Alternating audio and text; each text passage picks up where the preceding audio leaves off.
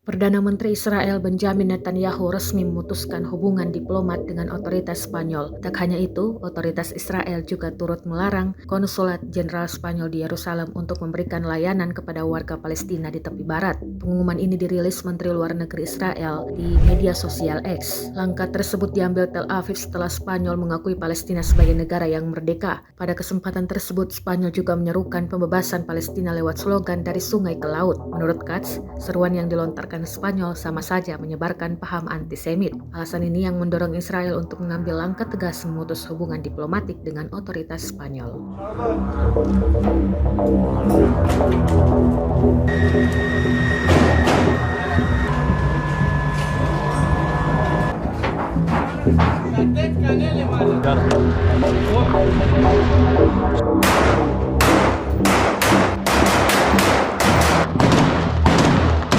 Download Tribun X sekarang, menghadirkan lokal menjadi Indonesia.